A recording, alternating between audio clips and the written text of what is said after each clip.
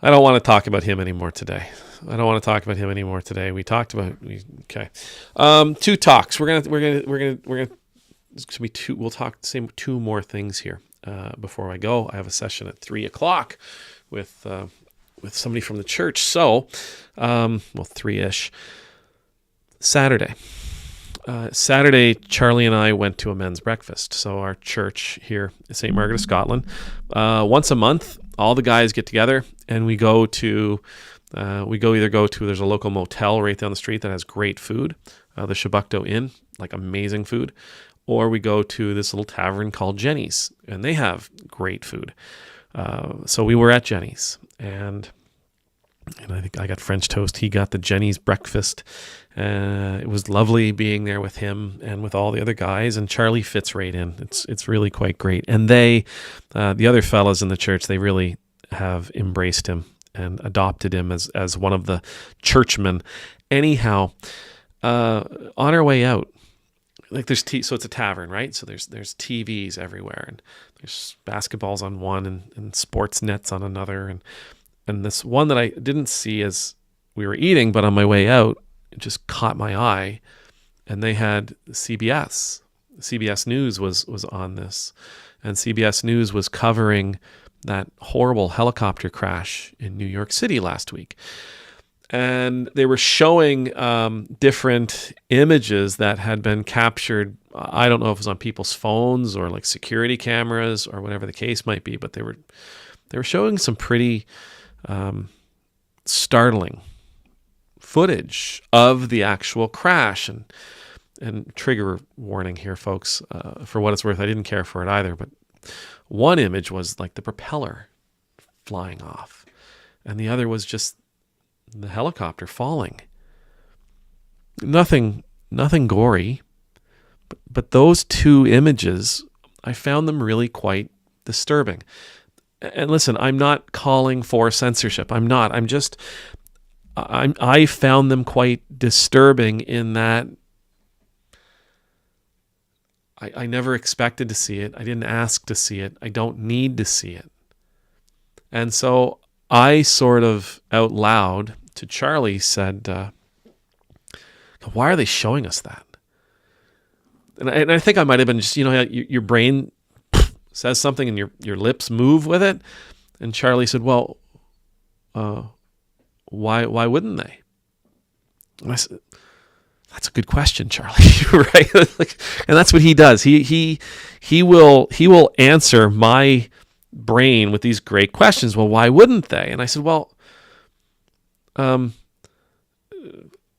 don't I don't understand why we would need to see that. I don't understand the purpose of seeing it. And he said, well, is it doing any harm? And again, I was like, oh, geez, that's a good question. Is that doing any harm? Is it serving a public good? And I responded,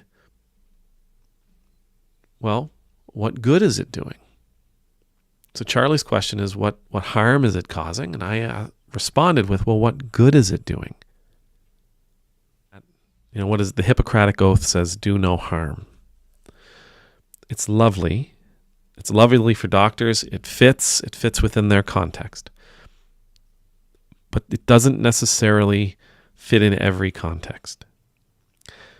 It's not enough that we do no harm. There's a movement. We're seeing it in it's not a movement. It's an ideology, a way of seeing it, that it's not enough not to be racist. We must be actively anti-racist. It's not enough not to be homophobic. We must be anti-homophobic. There was a rabbi who came out a couple of weeks ago who said it's not enough not to be anti-Semitic. We must be anti-Semitic. It's not enough that we do no harm. We must do good. Right? Was CBS wrong in showing the footage that they showed? I leave that to other people. When I grew up, you'd never see that on TV. I remember watching ABC's Wide World of Sports. Geez, I'm mentioning them all. I better mention NBC. Hi, NBC and CBC and CTV, just to make sure we cover. Anyway, but I remember watching ABC's Wide World of Sports. It was on every Saturday morning. And they would, I remember asking my grandfather, I was only a kid, so like really tiny, so like 7, 8 years old, because he was still alive. And I remember asking him one time, we were watching one of those guys and he was doing the ski jump, like, and he comes up and he crashes and he hits and he tumbles and he like rolls into stuff. And I remember my grandfather telling me this. And now that I think about it, he might not have been telling me the truth, but he said, they're not allowed to show us anybody being killed. They're not allowed to show us anybody losing their life. They can show us the crash. They can show us a really bad thing, but they can't show us somebody actually losing their life. And again, now that I think about it, he might have been saying that to comfort his 7-year-old grandson. He may have been lying to me, but I grew up with that. Quote unquote fact. And I think I always took comfort in it. And so when I saw what CBS was showing us, I was struck by it. And is it causing any harm? I don't know. But is it doing any good? Well, I don't know that either. But I can apply that thought to my life, and I would ask that you apply it to yours. It's not enough that we're not causing harm. We have to ask ourselves, are we doing good? It's not enough that we're not hurting someone. Are we healing someone? Are we equipping someone? Are we supporting someone? Are we empowering someone? It's not enough that we're not a bad thing. We must be an active good thing. It's not enough that we haven't caused any damage.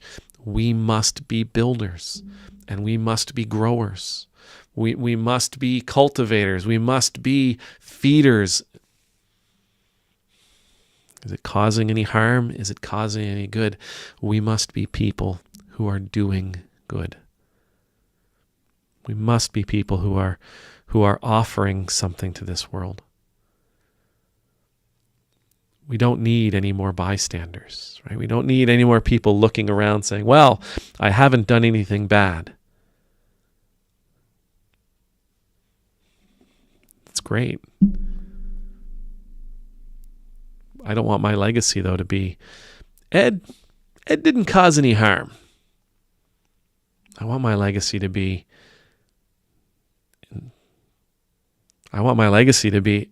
Ed did a lot of good.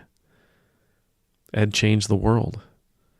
Ed provided for people, fed for people, taught people. Ed helped people to grow, encouraged people to grow, challenged people to grow. It's not enough that I came and lived in this world and didn't cause the world any damage or any more damage than anybody else. I want my legacy to be that I left this world better than it was when I got here. I think that's what Jesus calls us to do. I think that's what Jesus demands of all of us, challenges us all to. That's the life that he challenges us all to live. Don't just be hearers of the word. Be doers. Don't just be, people who haven't harmed anybody. Build them up.